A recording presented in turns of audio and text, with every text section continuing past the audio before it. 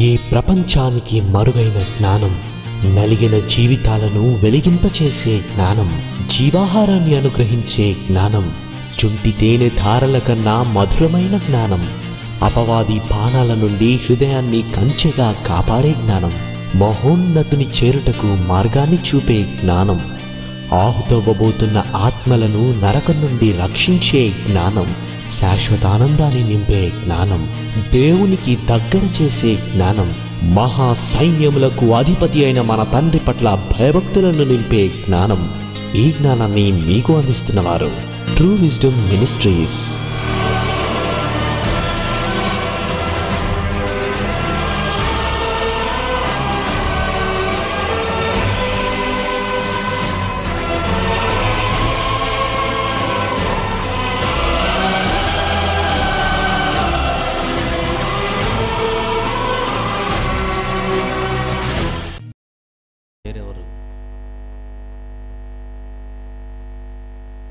ప్రేమగల తండ్రి, కృపగల దేవ, జీవం గల నాయన, పరిశుద్ధుడైన మహా గొప్ప దేవ, మమ్మల్ని ప్రేమించి మా అందరి జీవితాల్లో మరొక నూతన దినమును అనుగ్రహించి శ్రేష్టమైన విలువైన మీ మాటలు మరొక్కసారి ధ్యానించుటకు మాకిచ్చిన ఈ ధన్యతను బట్టి స్తుతులు చెల్లిస్తున్నాం. మీ మాటల కొరకు ఎదురు చూస్తున్న మీ పిల్లలందరి హృదయాల్లో విత్తబడవలసిన మాటలన్నీ కూడా సరైన రీతిలో విత్తబడటకు సహాయం చేయమని, ఈ సందేశము ద్వారా మేము మరింత బలపడి మీకు మరింత ఎక్కువగా చేరువవడానికి సహాయం చేయమని మీ ప్రియకుమారుడు, మా ప్రభు ప్రియరక్షకుడైన యేసు ప్రభు వారి పవిత్రమైన నామంలో ఈ ప్రార్థన సమర్పిస్తున్నాను తండ్రి, ఆమెన్. ప్రియులారా, ఈరోజు గిడియన్స్ ఇంటర్నేషనల్ వారి చిన్న ప్రజెంటేషన్ ఉండడం వలన సందేశం కొంచెం ఆలస్యం అవుతుంది. మంచి మాటలు గత వారం మనం ప్రారంభించుకున్న అంశం, దాని కొనసాగింపును ఈరోజు పరిశీలనాత్మక ధోరణిలో మనం ఆలోచిద్దాం. లెంట్ డేస్ లో ఈరోజు ప్రపంచ క్రైస్తవ్యం ఉంది. ఈ లెంట్ డేస్కి ప్రారంభపు దినమే యాష్ వెన్స్డేగా మనం మాట్లాడుకున్నాం, లేదా భస్మ బుధవారం. ప్రపంచంలో క్యాథలిక్స్ ఎక్కువగా పాటించే ఈ సాంప్రదాయం, అలాగని ప్రొటెస్టెంట్స్లో కూడా ఎన్నో డినామినేషన్స్ ఈ భస్మ బుధవారాన్ని పాటిస్తాయని కూడా మనం మాట్లాడుకున్నాం. ప్రపంచంలో ఒక ఈస్టర్న్ ఆర్థడాక్స్ చర్చ్ తప్ప ఇన్స్టెడ్ ఆఫ్ వెన్స్డే వాళ్ళు సోమవారాన్ని క్లీన్ మండేగా భావించి మండే నుంచే వాళ్ళు లెంట్ డేస్ అనేవి వాళ్ళు స్టార్ట్ చేసుకుంటారు. అవన్నీ పక్కన పెడితే మనం మాట్లాడుకున్న గత వారపు భాగాల్లోని కొన్ని ముఖ్య సంగతులు మీ జ్ఞాపకానికి తీసుకొని రావడం నా బాధ్యత. భస్మ బుధవారం, భస్మాన్ని బూడిద, యాష్, బూడిదకున్న కొన్ని పర్యాయ పదాలు. బైబిల్లో కూడా బూడిద అనే పదం ఉంది. దానికి పర్యాయ పదంగా భస్మం అనే పేరు కూడా మనం చూస్తున్నాం. గత వారం చూపించాను మీకు సంఖ్యాకాండంలో. అలాగే బుగ్గి అనే పదము కూడా బూడిదకు వాడారు బైబిల్లో, బుగ్గి. మరొక సందర్భంలో అదే బూడిదను ధూళి అని కూడా పిలిచారు. అంటే బైబిల్లో బూడిదకున్న పర్యాయ పదాలు, బూడిద అనేది ఒకటి, నెక్స్ట్ భస్మము, బుగ్గి, ధూళి అనేది కూడా వాడబడింది బూడిద అనే అర్థంలో. అయితే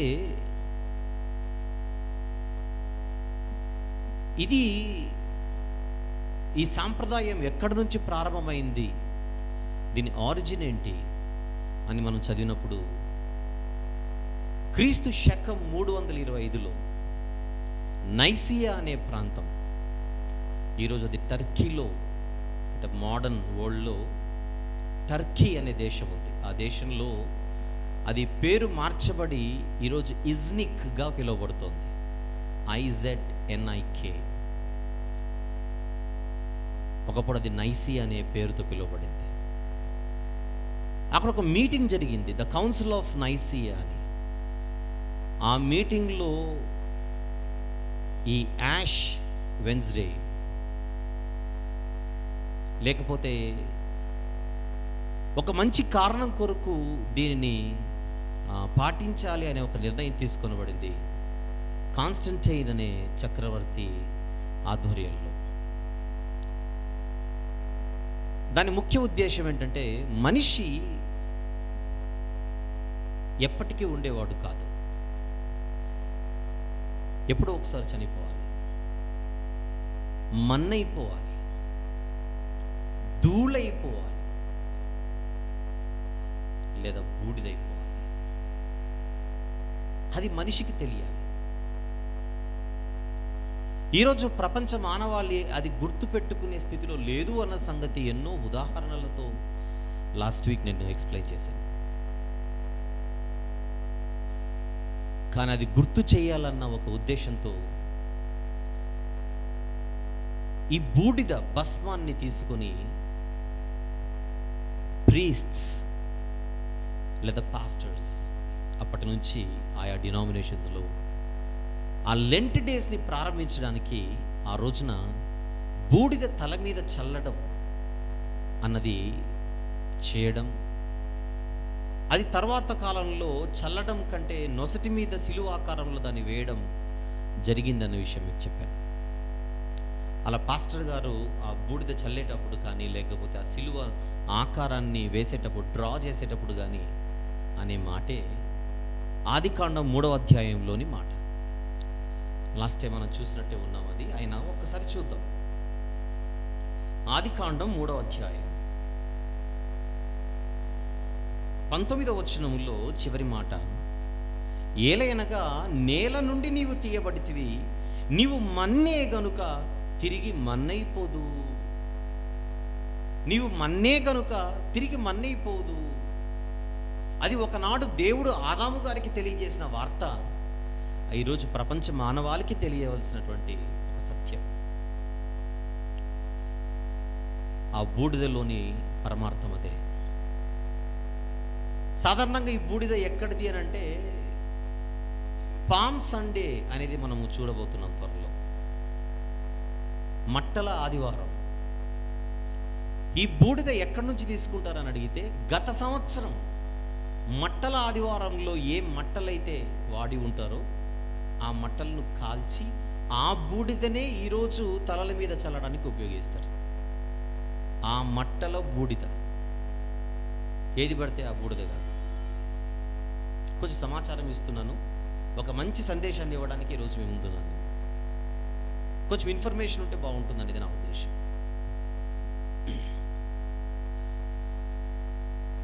అయితే ప్రారంభంలో ఇదంతా ఈస్టర్ కోసం కదా, ఈస్టర్ని ఎదుర్కోవడానికి ఒక 40 రోజుల ముందు నుంచే సిద్ధపాటు.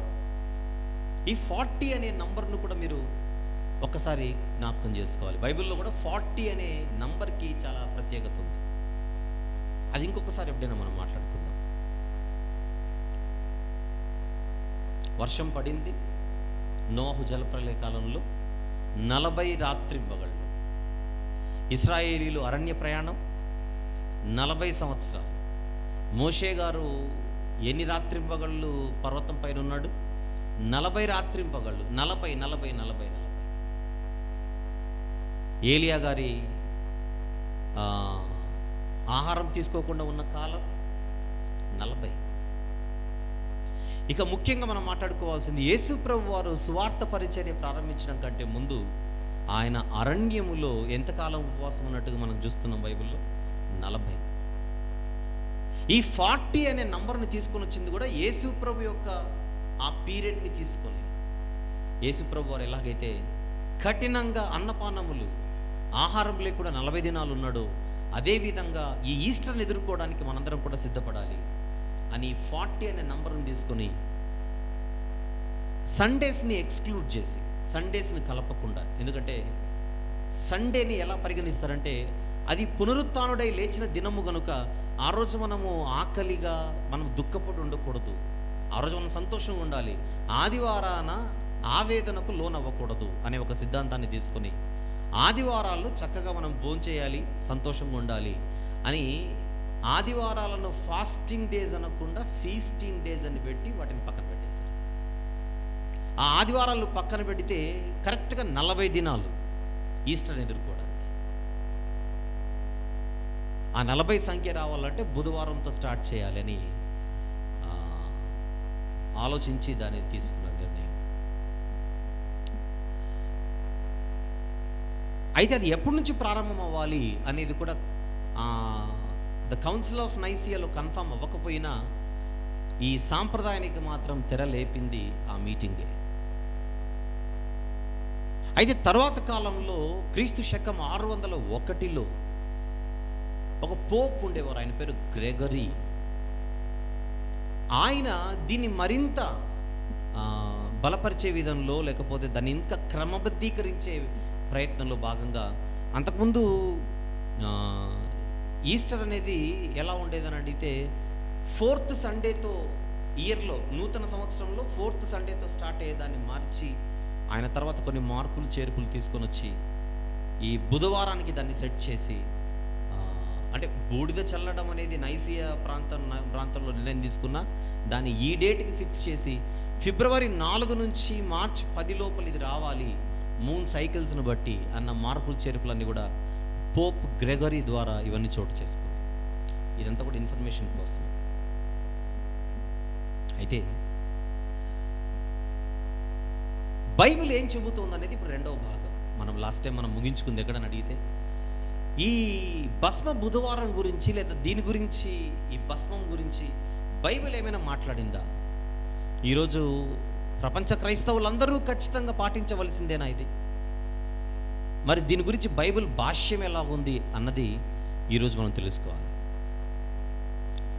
ప్రియమైన దేవుని వారలారా, బైబిల్లో ఆదికాండం నుంచి ప్రకటన గ్రంథం వరకు యాష్ వెన్స్డే అనే పదం అయితే లేదు. అది ఫస్ట్ పాయింట్.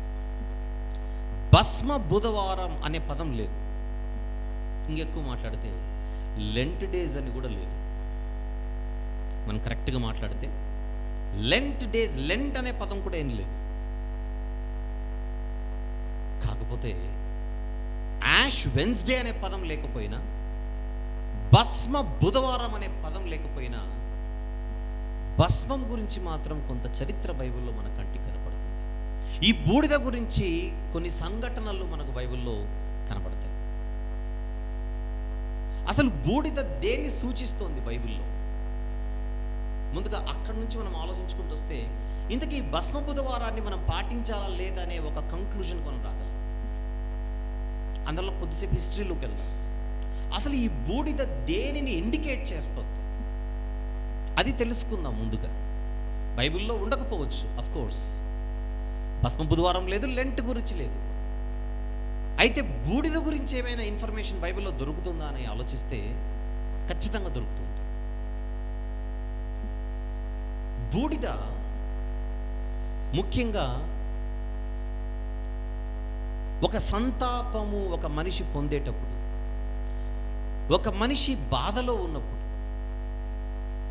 ఒక మనిషి దుఃఖముతో నలిగిపోతున్నప్పుడు, ఆ సందర్భంలో బైబిల్లో బూడిద చల్లుకొని, లేకపోతే బూడిదలో కూర్చుని బాధపడేవారు. బూడిద ఒక బాధకు, ఒక దుఃఖానికి, ఒక పశ్చాత్తాపానికి, కష్టాలు వస్తే బూడిద చల్లుకునేవారు బైబిల్లో యూదులు. కొంతమంది అంటారు, ఏమండి ఇది అన్యులలో నుంచి వచ్చిండేది ఆచారం, ఇది దీనికంతా అన్య మత బీజం ఉంది ఈ బూడిద గురించి. కాన్స్టంటైన్ కూడా తన పరిపాలనలో ఒకటి చేయాలనుకున్నాడు, దీన్ని ఇంప్లిమెంట్ చేయడం వల్ల ఇటు క్రైస్తవులని అన్యులను కలపడానికి కూడా ఇది దోహదపడుతుంది. అన్యుల్లో కూడా ఈ ధూళి చల్లుకోవడం, బూడిద చల్లుకోవడం అనేది వాళ్ళకి అలవాటు ఉంది. అందువలన తన సామ్రాజ్యంలో అన్యులను క్రైస్తవులను సమాధానంగా కలపడానికి ఇది దోహదపడుతుందనే ఉద్దేశంతో దీన్ని ఇంప్లిమెంట్ చేశాడు. తర్వాత 40 దినాలు ఎందుకు పెట్టాడని అడిగితే 40 దినాలలో వీళ్ళందరినీ ఏకం చేయొచ్చు అనే ఒక ఉద్దేశంతో చేశాడు అని కొంతమంది. ఇది అన్యుల బీజం అని చెబుతున్నా నేను మాట్లాడుతున్నది ఏంటంటే, బూడిద గురించినటువంటి ఈ చల్లుకోవడం కానీ, బూడిదలో కూర్చోవడం అనేది కానీ, సంతాపానికి సూచనగా బూడిదను వాళ్ళు ఉపయోగించడం అనేది కేవలం అన్యులలో ఉందని మాత్రమే కొట్టిపారేయకుండా అది బైబిల్లో కూడా ఉంది అనేది మీరు గమనించాలి. ఎవరైనా వారికి ఏదైనా అవమానం ఎదురైతే, వారికి ఏదైనా కష్టం ఎదురైతే, వారు ఏదైనా శ్రమల్లో ఉంటే, లేదా వారు చేసిన పాపాలకు వారు ప్రాయశ్చిత్తపడుతుంటే వాళ్ళు ఈ బూడిదను చల్లుకునేవారు. కొన్ని సంఘటనలు మీ దృష్టికి తీసుకొని వస్తాను. బైబిల్లో రాజైన దావీదు గారు, ఆయనకు ఒక కుమారుడు ఉండేవాడు. ఆయన పేరు అమ్నోను. అతనికి ఒక చెల్లి ఉండేది, తన పేరు తామారు. క్షమించండి, అబ్షాలోము చెల్లి తామారు. అబ్షాలోము కూడా దావీదు కుమారుడే, అది వేరే విషయం. అయితే అదే దావీదు గారికి మరొక కుమారుడు ఉండేవాడు, అతని పేరు అమ్నోను. ఈ అమ్నోను వరుసకు తన చెల్లి అయినటువంటి అబ్షాలోము చెల్లి అమ్నోను కూడా చెల్లి అవుతుంది. ఎక్కువ మంది భార్యలు ఉండేవాళ్ళు కదా ఆ రోజు. అబ్షాలోము చెల్లి అమ్నోను కూడా చెల్లి అవుతుంది, కానీ ఇతను దుర్మార్గుడై చెల్లి వరుసలో ఉన్న అమ్మాయిని మోహించాడు. యెహోనాదాబు అనేటువంటి ఒక మిత్రుడి ఒక దుష్టకరమైనటువంటి ఒక ఆలోచనతో, సలహాతో ఆ చెల్లితో తను తప్పు చేయడానికి సాహసించి బలవంతంగా ఒక ప్రణాళిక రూపొందించి బలాత్కారంగా ఆ చెల్లిని పాడు చేస్తాడు, తామారును పాడు చేస్తాడు. ఆ అవమానాన్ని తట్టుకోలేక ఈ సహోదరి ఏం చేసిందో ఒకసారి బైబిల్లో చూద్దాం.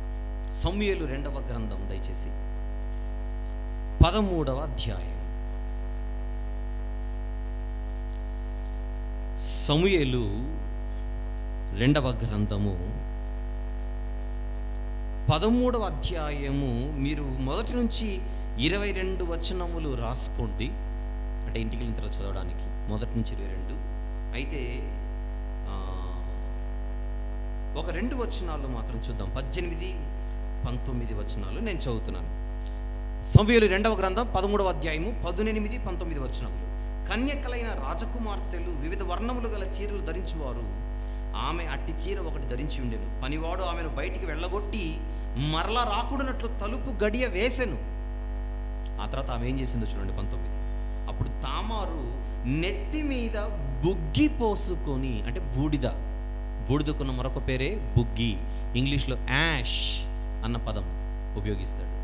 నెత్తి మీద బుగ్గి పోసుకొని తాను కట్టుకొనిన వివిధ వర్ణములు గల చీరను చింపి నెత్తి మీద చేయి పెట్టుకొని ఏడ్చుచూ వెళ్ళిపోయింది.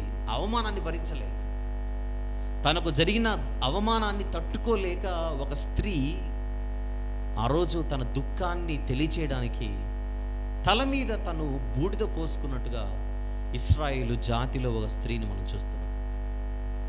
ఇది కేవలం అన్యులలో నుంచి వచ్చిందని ఎవరైనా అంటే ఆ వాదన కంప్లీట్గా కరెక్ట్ అని మీరు అనుకోవడానికి అవకాశం లేదు. ఎందుకంటే అక్కడక్కడ కొన్ని మనం చదువుతున్నప్పుడు క్రైస్తవులు పాటించే యాష్ వెన్స్డేకి బీజం అన్యుల్లో నుంచి వచ్చింది అని చెప్పేసి దాన్ని మలిచి ఈ బూడిదను తీసుకొని అన్యుల దగ్గర నుంచి క్రైస్తవులు నేర్చుకున్నారు అని దాన్ని తిప్పి మాట్లాడే వాళ్ళు కూడా సమాజంలో ఉన్నారు. అది మీరు పొరపడుతున్నట్టు. బైబిల్లో కూడా బూడిదకు ఒక చరిత్ర ఉంది. అది ఒక వ్యక్తి దుఃఖానికి లోనైనప్పుడు, అవమానం ఎదురైనప్పుడు, కష్టాలలో ఉన్నప్పుడు వారు బూడిదను చల్లుకొని వ్యక్తపరుస్తున్నట్టుగా మనం బైబిల్లో చూస్తున్నాం కదా. అది ఏ ఒక్క సంఘటన కాదు, మరికొన్ని మనం చూద్దాం. యోబు గారికి భయంకరమైన అనారోగ్యం కదా, వ్యాధి మొత్తబడినప్పుడు యోబు గారు ఎక్కడ కూర్చున్నారో దయచేసి మీరు గమనించాలి. యోబు గ్రంథం 2వ అధ్యాయం. యోబు గ్రంథం 2వ అధ్యాయము 8వ వచనము లేదా 7 నుంచి చదువుకుందాం. కాబట్టి అపవాది యెహోవా సన్నిధి నుండి బయలు వెళ్ళి అరికాలం మొదలుకొని నడినెత్తి వరకు బాధగల కురుపులతో యోబును మొత్తెను. అతను ఒళ్ళు గోకుకొనుటకై చిల్ల పెంకు తీసుకొని బూడిదలో కూర్చుండగా, తన కష్టాన్ని తట్టుకోలేక ఎక్కడ కూర్చున్నాడు యోబు గారు? బూడిద, దాని మీద ఫోకస్ చేయండి కొద్దిసేపు. మనం మాట్లాడుకుంటుంది యాష్ వెన్స్డే గురించి. మనం పాటించాలో లేదో తెలియాలంటే చివరికి వద్దాం, ఒక కంక్లూజన్కి మనం రాబోతున్నాం. బట్ బిఫోర్ దాట్ ఇవన్నీ మనం స్టడీ చేయాల్సిన అవసరం ఉంది. యోబు గారికి కష్టాలు తీరిపోయే కాలం వచ్చింది. అప్పుడు దేవుడు ప్రశ్నల వర్షం కురిపించాడు యోబు గారి మీద. దేవుని మాటలు విన్న యోబు గారు, అయ్యో నేను కూడా తప్పు చేశాను కదా నా నోటితో కొన్ని సందర్భాలలో అన్న పశ్చాత్తాపం వచ్చి ఆయన ఏమని మాట్లాడుతున్నాడో ఒక్కసారి 42వ అధ్యాయం చూద్దాం. యోబు గ్రంథంలో అది చివరి అధ్యాయం. యోబు గ్రంథం 42వ అధ్యాయం. మీరు 3 నుంచి 6 వచనములు రాసుకోండి. 3 నుండి 6 వచనములు రాసుకోండి. 5వ వచనం మాత్రం చదువుకుందాం. 5, 6 వచనం చదువుకుందాం. వినికిడి చేత నిన్ను గూర్చిన వార్త నిన్ను వింటిని, అయితే ఇప్పుడు నేను కన్నులారా నిన్ను చూచుచున్నాను. కావున నన్ను నేను అసహించుకొని, ఏమంటున్నాడు? కావున నన్ను నేను అసహించుకొని ధూళిలోను బూడిదల్లోను పడి పశ్చాత్తాపపడుచున్నాను. అంటే నువ్వు ఏం చేసినా కరెక్టే ప్రభువా, ఒకవేళ పొరపాటున ఈ స్నేహితుల ప్రలోభం వలన నేనేదైనా నోరు జారానేమో, ఇప్పుడు నన్ను చూసి నేనే అసహించుకుంటున్నాను, పశ్చాత్తాపడుతున్నాను. అందుకే ఈ బూడిదలో పడి పశ్చాత్తాపడుచున్నాను. ఒకప్పుడు నాకు ఆరోగ్యం పాడైపోయి తట్టుకోలేక, ఈ ఒంటి బాధను తట్టుకోలేక బూడిదలో కూర్చున్న మాట వాస్తవమే. ఇప్పుడు పశ్చాత్తాప హృదయంతో నేను బూడిదలో కూర్చొని పశ్చాత్తాపడుచున్నాను. బూడిద, ఒక కష్టం వచ్చినప్పుడు అదే బూడిదలో కూర్చుంటున్న మనిషి బైబిల్లో ఒక పశ్చాత్తాపం వచ్చినప్పుడు కూడా అదే బూడిదలో ఉంటున్నట్టుగా మన కంటికి అర్థమవుతుంది. ఇది మరొక సందర్భం మీరు బైబిల్లో చూశారు. ఇక మరొకటి మనం ఆలోచించగలిగితే, హామాను అన్న వ్యక్తి ఎస్తేరు గారి కాలంలో యూదులపై కుట్ర చేసినట్టుగా మనకు తెలుసు. ఒక మొర్దెకై విషయంలో హామాను యూదులందరి మీద పగ తీర్చుకోవాలనుకున్నాడు. ఒక్కటే రోజే యూదులందరినీ హతమార్చాలని ఒక ప్రణాళిక రూపొందించాడు. ఆ విషయం తెలుసుకున్న మొర్దెకై ఏం చేశాడో ఒకసారి చూడండి దయచేసి. ఎస్తేరు గ్రంథం 4వ అధ్యాయం. ఎస్తేరు గ్రంథం 4వ అధ్యాయం 1వ వచనం ఒకసారి చూద్దాం. 1వ వచనం. జరిగినదంతయు తెలియగానే మొర్దెకై తన బట్టలు చింపుకొని గోనె పట్టలు వేసుకొని బూడిద పోసుకొని పట్టణము మధ్యకు బయలు వెళ్ళి మహాశోకముతో రోదనము చేశాడు. జరగబోతున్న ప్రమాదం, అన్యాయంగా నా జాతి వారందరి సంహారం కొరకు ఒక దుష్టుడు ఆలోచిస్తున్నాడనే బాధను తట్టుకోలేక బూడిద పోసుకొని బాధపడుతున్నాడు మొర్దెకై. ఇది యూదులలో జరుగుతున్న ఒక చరిత్ర. సంతాపానికి, దుఃఖానికి, పశ్చాత్తాపానికి బూడిదను ఒక సూచనగా చూపిస్తున్నట్టుగా బైబిల్లో మనం చూస్తున్నాం.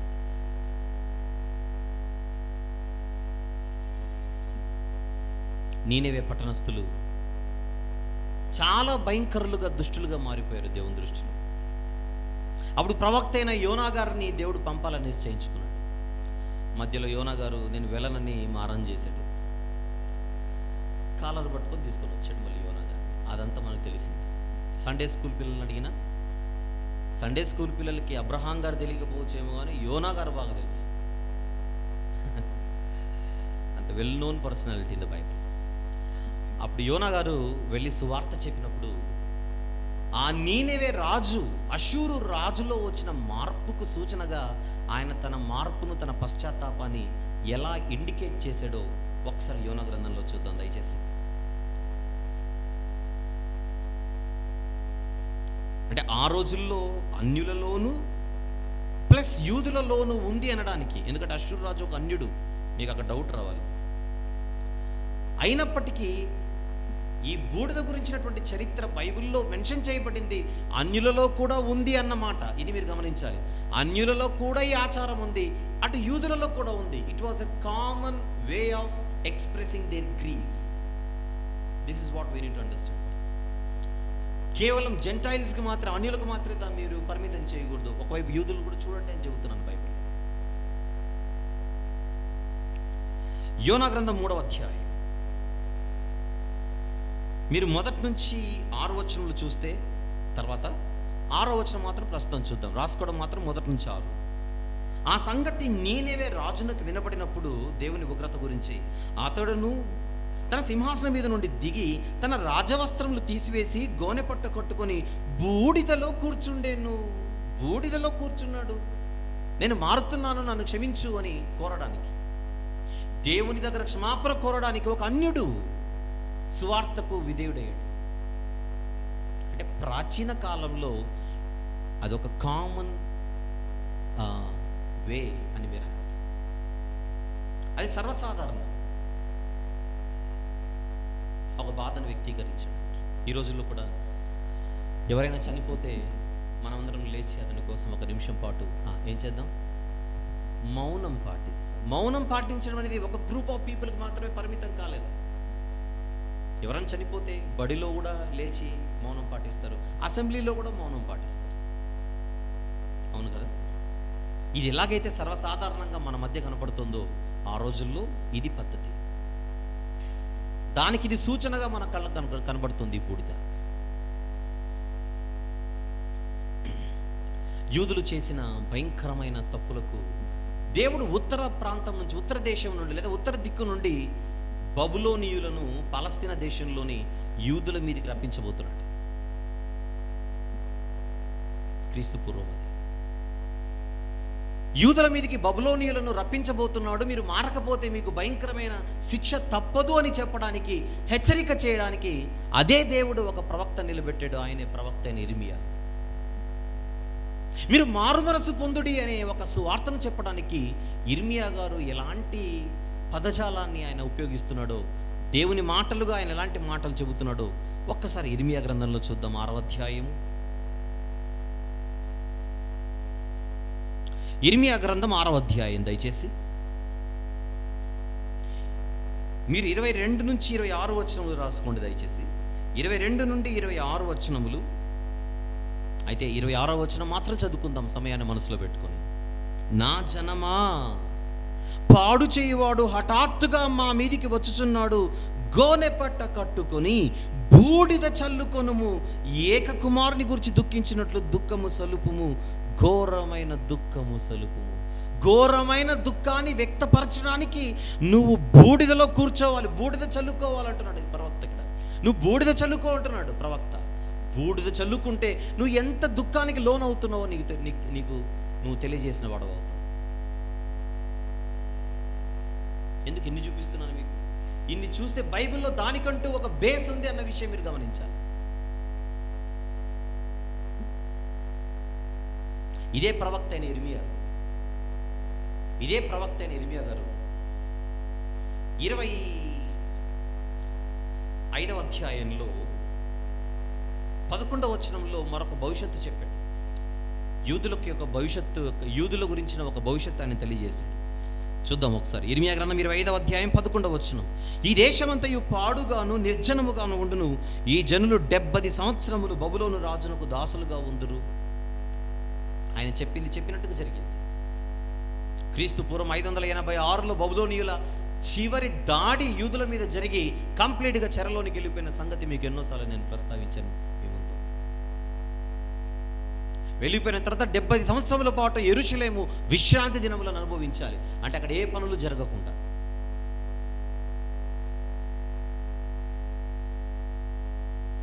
అలా బబులోను చెరలోనికి వెళ్ళిపోయిన యూదులలో భక్తిహీనులతో పాటు భక్తులు కూడా వెళ్ళిపోయారు. ఆ భక్తులలో దానియేలు గారు ఒకరు, షడ్రక్ మెషక్ అబేద్నెగోలు ఒకరు, యెహెజ్కేలు గారు ఒకరు. వీళ్ళందరూ కూడా భక్తులు చెరలోనికి వెళ్ళిపోయారు. కానీ దానియేలు గారు ఇంకా బ్రతికుండగానే ఆ 70 సంవత్సరాల కాలం పూర్తవుతోంది అని దానియేలు గారు గమనించారు. దానియేలు గారు భక్తుడు కనుక, ఆయన గ్రంథాలు చదివారు కనుక, తనకంటే ముందొచ్చిన ప్రవక్తల మాటలు ఆయనకు తెలుసు కనుక, ప్రత్యేకించి ఇర్మియా గారి ఈ 25వ అధ్యాయం 11వ వచనం జాగ్రత్తగా గమనించండి. 70 సంవత్సరముల పాటు యూదులు బబులోనీయులకు దాసులుగా ఉంటారని ప్రవక్త ఇర్మియా గారు చెప్పిన మాట ఎరిగిన వాడై దానియేలు గారు, ఇర్మియా గారి తర్వాత దానియేలు గారు ఏజ్లో, ఇర్మియా గారి పరిచర్య జరుగుతున్నప్పుడు దానియేలు గారు యవనస్తుడిగా ఉన్నాడు. సీనియర్ అయినటువంటి ఇర్మియా గారి మాటలు తెలిసినటువంటి దానియేలు గారు 9వ అధ్యాయంలో దానియేలు గ్రంథంలో ఆయన ఏం జ్ఞాపకం చేసుకొని బాధపడుతున్నాడో ఒక్కసారి గమనిద్దాం, ఆలోచిద్దాం. దానియేలు గ్రంథం దయచేసి 9వ అధ్యాయం. మొదటి నుంచి చదువుకుంటూ కిందికి వద్దాం. మొదటి నుంచి. మాదీయుడగు అహష్వేరోషు యొక్క కుమారుడైన దర్యావేషు కల్దీయుల పైన రాజా అయ్యేను. అతని ఏలుబడిలో మొదటి సంవత్సరమందు దానియేలను నేను యెహోవా తన ప్రవక్తయగు ఇర్మియాకు సెలవిచ్చి తెలియజేసినట్లు యెరూషలేము పాడుగా ఉండవలసిన 70 సంవత్సరములు సంపూర్తి అవుచున్నవని గ్రంథముల వలన గ్రహించి తిని. ఇప్పుడు మనం చదువుకుంది ఇర్మియా గ్రంథంలో దానియేలు గారు ఎరిగిన వాడుగా మన కంటికి కనపడుతున్నాడు. 3వ వచనం. అంతటా నేను గోనెపట్ట కట్టుకొని ధూళి తలపైన వేసుకొని, ఇంగ్లీష్లో దీన్ని యాష్ అన్నాడు, తెలుగులో ధూళి అనన్నా ఇంగ్లీష్లో యాష్ అన్న పదం ఉపయోగించబడింది, బూడిద. ఉపవాసం ఉండి ప్రార్థన విజ్ఞాపనలు చేయుటకై ప్రభువగు దేవుని ఎదుట నా మనస్సును నిబ్బరము చేసుకుంటాను. అంటే అయ్యా మాకు విమోచన కావాలి, అయ్యా మాకు విడుదల కావాలి, ఈ చెరలో నుంచి మమ్మల్ని విముక్తులు చేసి తిరిగి మమ్మల్ని మా ప్రాంతానికి నడిపించండి అని ప్రార్థన చేయడం కంటే ముందు తనను తాను సిద్ధపరచుకుంటున్నాడు. తాను తన జాతి పాపి అని అందరి పక్షాన ఒప్పుకోవడానికి దానియేలు గారు సిద్ధపడి క్షమాపణ కోరడానికి ఆయన ధూళి తలపైన వేసుకున్నాడు. అంటే బూడిద.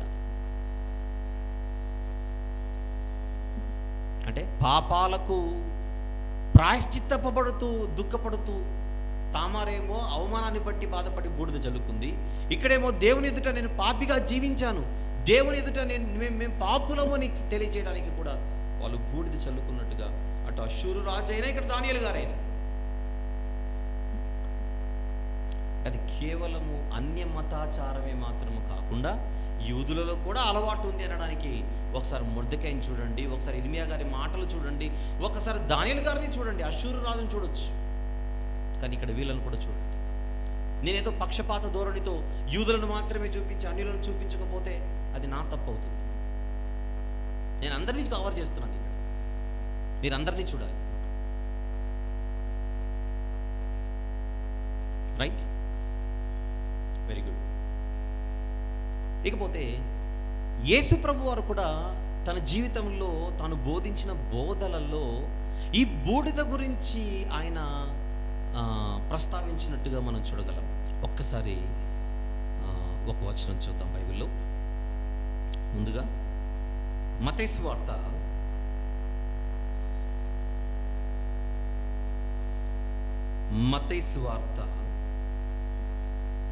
6వ అధ్యాయం. మత్తయి సువార్త 6వ అధ్యాయం 16వ వచనములో ఒక చిన్న ఇండికేషన్ మన కంటికి కనపడుతుంది. తర్వాత మనం మరొక వచనం దగ్గర కూడా వెళ్దాం. 16వ వచనం. మీరు ఉపవాసము చేయనప్పుడు వేషధారుల వలె దుఃఖముక్కులై ఉండకుడి, తాము ఉపవాసము చేయుచున్నట్టు మనుషులకు కనబడవలెనని వారు తమ ముఖములను వికారము చేసుకొందురు.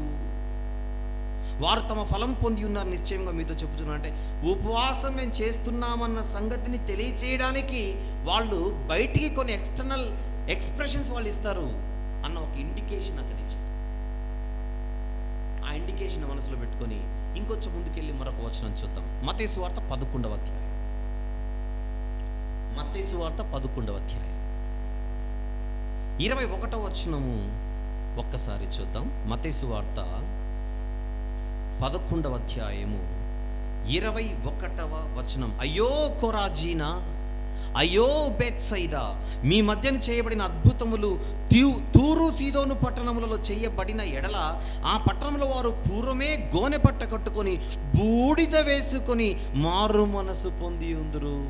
బూడిద మీ మధ్య ప్రకటించబడుతున్న సువార్త ఆ రోజు సొదొమ గొమొర్రా ప్రజల మధ్య ప్రకటించబడి ఉంటే వాళ్ళు మారు మనసు పొంది, మారు మనసుకు సూచనగా వారి తల మీద వారు బూడిద పోసుకొని పడుకుని వాళ్ళు దుఃఖాన్ని వ్యక్తం చేసేవాళ్ళు, మారు మనసు పొందేవారు.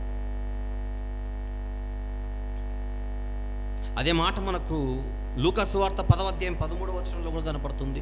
తర్వాత రాసుకోండి. లూకా సువార్త 10:13లో కూడా కనపడుతుంది. తర్వాత చదవండి. బూడిద గురించిన ప్రస్తావన బైబిల్లో యేసు ప్రభు వారు కూడా చేశారు. ఎక్కడో సంఖ్యాకాండంలో లాస్ట్ వీక్ నేను చెప్పాను, భస్మం బూడిద గురించిన ప్రస్తావన బైబిల్లో ఉందని. అక్కడ నుంచి క్రొత్త నిబంధన వరకు కంప్లీట్గా మన కంటికి కనపడుతుంది. ఇప్పటివరకు నేను చెప్పింది బూడిద కంటూ ఒక సమాచారం బైబిల్లో ఉంది. అంటే క్రైస్తవులు ఈరోజు ఆచరించేది, క్రైస్తవులలో కొంతమంది ఆచరించేది ఎక్కడో అన్యుల దగ్గర నుంచి నేర్చుకున్నది అనే పాయింట్ని కొట్టిపారేయడానికే నేను బైబిల్లో దీనికంటూ ఒక బేస్ ఉంది అని చూపించడానికి ఇవన్నీ మీకు చూపించాను. ఎందుకంటే బురద చల్లే కార్యక్రమాలు బయట చాలామంది చేస్తూ ఉంటారు. నేను ఒక విషయం చెబుతాను, సలహాగా దాన్ని స్వీకరించండి. ఎవరో ఏదో అన్నారు కదా అని అన్నిటికీ మనం స్పందించాల్సిన అవసరం లేదు. 100 మంది 100 రకాలు మాట్లాడతారు. ఈ 100 మందికి నువ్వు జవాబులు చెప్పుకుంటూ తిరిగితే చెప్పాల్సింది చెప్పకుండా వీళ్ళ కోసం టైం కేటాయాల్సి వస్తుంది. అందువలన స్పందించాల్సిన టైంలో స్పందించండి. కొంతమంది ఎక్కువ మాట్లాడుతున్నట్టు అలాంటి ఇగ్నోర్ చేయండి. అరిచి అరిచి అరిచి అరిచి అరిచి అలిసిపోయి వాళ్ళే సరిగ్గా జవాబు చెప్పొద్దని చెప్పట్లేదు. ఇక ప్రతిదానికి వాళ్ళను మనము అనవసరంగా వాళ్ళని మనం హీరోలు చేయాల్సిన అవసరం లేదంటున్నాను. Got the point. ఒక వ్యక్తి నువ్వు ఎప్పుడైతే పట్టించుకుంటావో అతను అనవసరంగా మనమే హైలైట్ చేసిన వాళ్ళు. Some times it is always good to ignore. Try this. Let's come back to the point.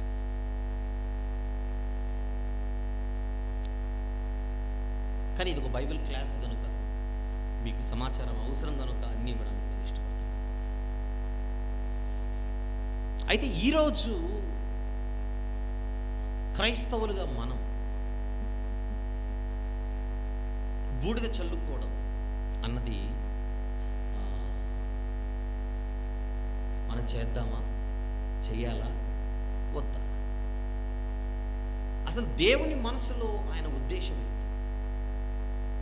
సరే, మీరు దుఃఖపడుతున్నారు. మీరు దుఃఖపడడానికి ఇండికేషన్ ఈరోజు కూడా మీరు బూడిద రూపంలోనే చూపించాలా, లేకపోతే దానికంటూ మరొక యాంగిల్ ఉందా అని తెలియాలంటే దేవుని మనసులో ఒక చిన్న క్లూ, తన మనసులో ఉన్న ఒక ఉద్దేశాన్ని ఒక క్లూ రూపంలో ఒక చోట ఆయన మెన్షన్ చేశాడు. అది చూద్దాం ఒకసారి. Will find that in the book of Isaiah, యెషయా గ్రంథం.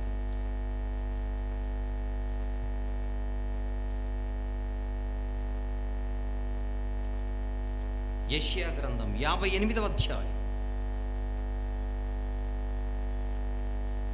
యెషయా గ్రంథం 58వ అధ్యాయం ఒక్కసారి 3వ వచనము నుండి 5వ వచనం వరకు నేను చదువుతున్నాను, దయచేసి అందరూ గమనించండి. యెషయా గ్రంథం 58:3 నుంచి, మేము ఉపవాసం ఉండగా నీవెందుకు చూడవు, మేము మా ప్రాణములను ఆయాసపరచుకొనగా నీవెందుకు లక్ష్య పెట్టవనందురు, మీ ఉపవాస దినమున మీరు మీ వ్యాపారం చేయుదురు. నేను ఆన్సర్ చెబుతున్నాను, మీరు అడిగారు కదా ప్రజలారా, మీరు అడిగారు, నేను చెబుతున్నాను వినండి. మీ ఉపవాస దినమున మీరు మీ వ్యాపారము చేయుదురు, మీ పనివారి చేత కఠినమైన పని చేయించుదురు, మీరు కలహపడుచు వివాదము చేయించు అన్యాయముగా గుద్దులాడుచు ఉపవాసం ఉందరు, మీ కంఠధ్వని పరమున వినబడినట్లుగా మీరు ఇప్పుడు ఉపవాసం ఉండరు. అట్టి ఉపవాసము నాకు అనుకూలమా? మనుషుడు తన ప్రాణమును బాధపరుచుకునవలసిన దినం అట్టిదేనా? ఒకడు జమ్ము వలె తలవంచుకొని గోనెపట్ట కట్టుకొని బూడిద పరుచుకొని కూర్చుండుట ఉపవాసమా అని ఒక ప్రశ్న సంధించాడు దేవుడు ఇక్కడ. ఇది మనం గమనించాలి. ఇప్పుడు నువ్వు బూడిదలో కూర్చున్నంత మాత్రాన నేను ఆనందిస్తాను నువ్వు అనుకుంటున్నావా? ఒకవేళ నీ పశ్చాత్తాపం, నీ మారు మనసు కరెక్ట్ కాకపోతే, ఉపవాసం అన్న పేరట ఇవన్నీ నువ్వు చేస్తున్నావు.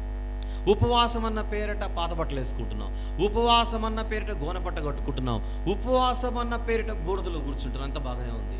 కానీ హృదయాలను పరిశీలించే నీలో నేను కోరుకుంటున్న ఉపవాసం, నీలో నేను కోరుకుంటున్న మారు మనసు మాత్రం కనబడట్లేదు. అలాంటప్పుడు నువ్వు బూడిదలో కూర్చోవడం వల్ల నా కొరిగింది ఏంటి?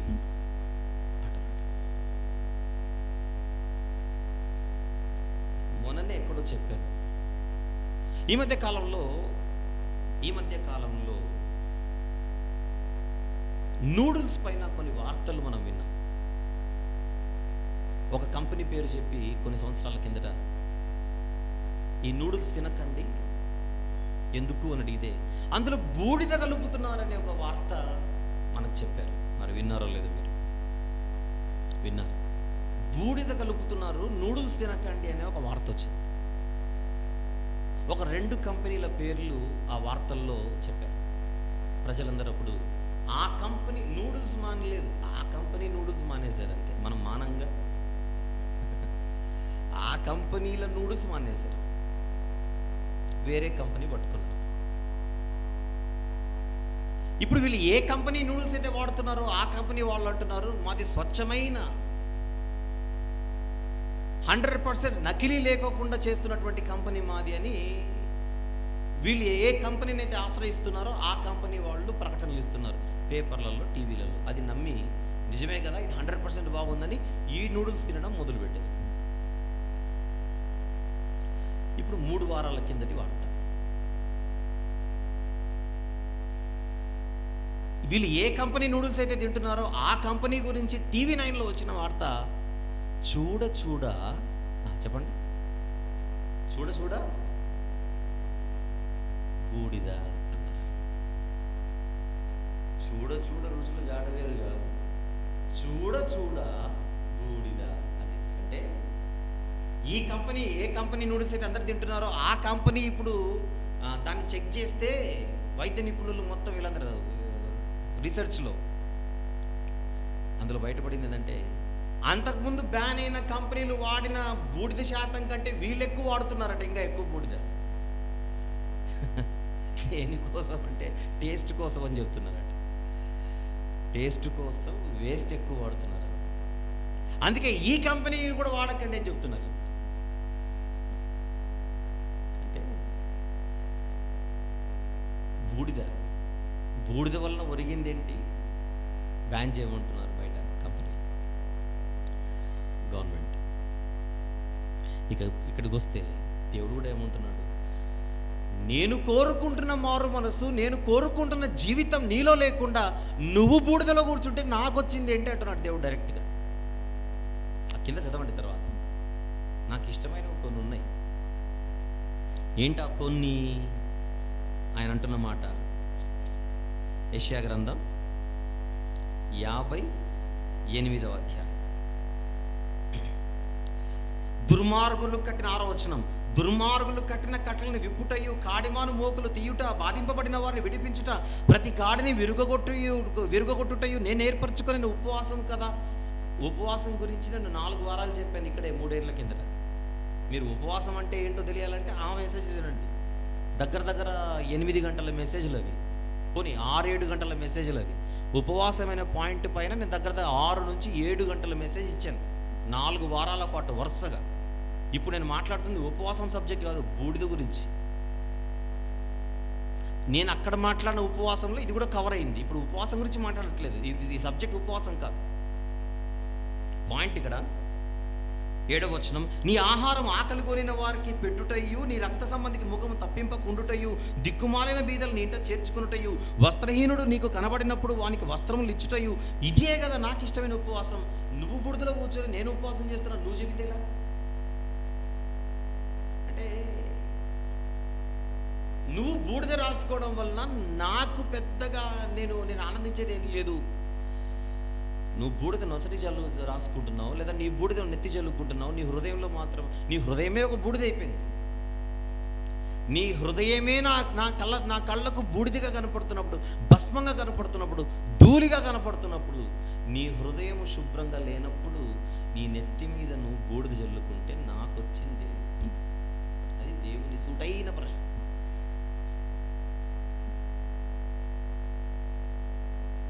దేవుడు కోరుకుంటుంది మార్పు. దేవుడు కోరుకుంటున్నది మారు మనస్సు. అందుకే ఈ మధ్య కాలంలో ఈ యాష్ వెన్స్డే రోజున, భస్మ బుధవారం రోజున బూడిదను శిలువాకారంలో రాస్తూ ఆదికాండం 3:19 కాకుండా మార్కు సువార్త 1వ అధ్యాయం 15వ వచనం కూడా జత చేసి కొంతమంది చెబుతున్నట్టుగా మనము గమనించగలం. అది ఒక మంచి మాట. మార్కు సువార్త 1వ అధ్యాయం, మార్కు సువార్త 1వ అధ్యాయం 15వ వచనంలో, కాలము సంపూర్ణమై ఉన్నది, దేవుని రాజ్యం సమీపించి ఉన్నది అని దాని తర్వాత ఉన్న మాట మారు మనసు పొంది సువార్త నమ్ముడి. ఈ మాట ఈ బూడిద రాసేటప్పుడు చెబుతున్నారు. మంచిది. రిపెంట్, మారు మనసు పొందండి. అండ్ బిలీవ్ ఇన్ గాస్పల్, సువార్త నమ్మాలి. ఒక్కసారి ఆది కాండమును ఈ మార్కు సువార్తను జత చేయండి. మన్నైన నీవు మళ్ళీ నువ్వు మంటిలోనే కలిసిపోతావు. మరణం నీకు తథ్యం, మరణం నీకు తప్పదు, ఎప్పటికైనా నువ్వు చావాల్సిందే. కానీ క్రొత్త నిబంధన ప్రకారంగా మనం ఆలోచిస్తే సబ్జెక్ట్ ఓపెన్ అయిపోయింది. యేసు ప్రభువు వచ్చి చెప్పిన మాట, మరణం నీకు ముగింపు కాదు. నీ మరణం తర్వాత నీకు ఒక భవిష్యత్తు ఉంది. అప్పుడు నీకు ఒక నిత్య జీవం ఉంది. మరణం తర్వాత నువ్వు బ్రతికే అవకాశం ఉంది. మరణం తర్వాత ఆనందంగా శాశ్వత జీవాన్ని పొందే అవకాశం ఉంది. అది నువ్వు అప్పుడు పొందాలంటే నువ్వు బతికున్నప్పుడు చేయాల్సింది ఒక పని ఉంది. అది మారు మనసు పొందాలి, సువార్త నమ్మాలి. ఆది కాండం ప్రకారంగా నువ్వు మంటిలో కలిసిపోతావు. నువ్వు మంటిలో కలవక ముందే నువ్వు ఒకటి చేయాలి. మారు మనసు పొంది నీ పాపాల నిమిత్తమే పశ్చాత్తాపపడి పాపక్షమాపణ కోసం నువ్వు మారు మనసు పొంది పాపక్షమాపణ నిమిత్తం పేతురు గారు చెప్పారు, మీరు మారు మనసు పొంది పాపక్షమాపణ నిమిత్తం ఏం చేయాలట? బ్యాప్టిజం తీసుకోవాలి. నీ పాపాలు కడిగి వేసుకోవాలి. నీ పాపాలు నువ్వు కడిగి వేసుకుంటేనే నువ్వు పరలోకానికి పాత్రుడిగా ఎంచబడతావు. ఇది మనిషి కన్నుమూయక ముందు తెలుసుకోవాల్సిన సత్యం. చచ్చిపోయిన తర్వాత ధనవంతుడు రిలీజ్ అయ్యాడు బైబిల్లో. చనిపోయిన తర్వాత కాదు, కన్నుమూయక ముందే నువ్వు తెలుసుకోవాలి నిజాన్ని. ఏం తెలుసుకోవాలి? నా శరీరం ఒక మన్ను. ఈ మన్ను ఎప్పటికైనా తిరిగి మంటిలోనికి కలిసిపోవాలి. కానీ తర్వాత నేను ఆనందంగా శాశ్వత కాలం జీవించాలంటే నా జీవితంలో నేను ఒక పాపిని గ్రహించాలి. ఆ పాపాల నిమిత్తమై నేను సంతాపపడాలి, నేను పశ్చాత్తాపపడాలి.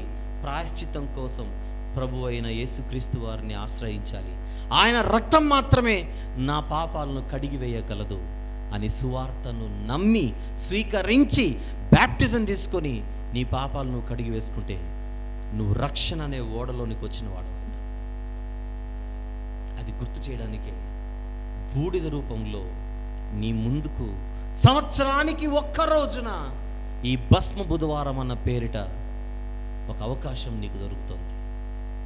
కానీ ఇది సంవత్సరంలో ఒక్కరోజు నీకు గుర్తుండవలసిన సత్యం కాదు. సంవత్సరానికి ఒక్కసారి నువ్వు వినాల్సిన వార్త కాదు. ఇది సంవత్సరానికి ఒక్కసారి మాత్రమే నీకు జ్ఞాపకం ఉండవలసిన నిజం కాదు. 365 రోజులు నువ్వు గుర్తుపెట్టుకోవాల్సిన సత్యమే. ఎప్పటికైనా నేను మంటిలోనికి వెళ్ళిపోవాలి, దీపం ఉన్నప్పుడే నా ఇంటిని చక్కబెట్టుకోవాలి. నేను అంటున్నది ఏంటంటే, భస్మ బుధవారం అన్నది ఏ ఉద్దేశముతో అయితే ప్రారంభించబడిందో ఆ ఉద్దేశం ఉన్నతంగా నీ కళ్ళ ముందు కనబడుతున్నప్పుడు అది సంవత్సరానికి ఒక్కరోజే ఎందుకు జరగాలి అంటున్నాను ఇప్పుడు నేను. నువ్వు మంటివి అని, ఎప్పటికైనా మంటిలో కలిసిపోవలసిన వాడవని నీకు సంవత్సరానికి ఒక్కరోజు జ్ఞాపకం ఉంటే మరుసటి దినము నుండి నీ ఇష్టం వచ్చినట్టుగా నువ్వు బతికేస్తావు. అదే నీకు 365 రోజులు నీకు గుర్తుంటే ప్రతి క్షణం నువ్వు జాగ్రత్త పడతావు. నీ జీవం ఏ పాటిది? ఇంతలో కనబడి అంతలో మాయమైపోవు ఆవిరి వంటి వాడవైన నీవు రేపేమి సంభవించినో తెలియని మనిషిగా బ్రతుకుతున్న నువ్వు కానీ నేను కానీ ఇక మీదట ఒక బూడిదను, నేను ఎప్పటికైనా ఈ భస్మం వల్లే నేను మారిపోవాలన్న సత్యాన్ని కేవలం 365 రోజుల్లో ఒక్కరోజుకే పరిమితం చేయకుండా దాన్ని ప్రతిరోజు జ్ఞాపకం చేసుకుందాం.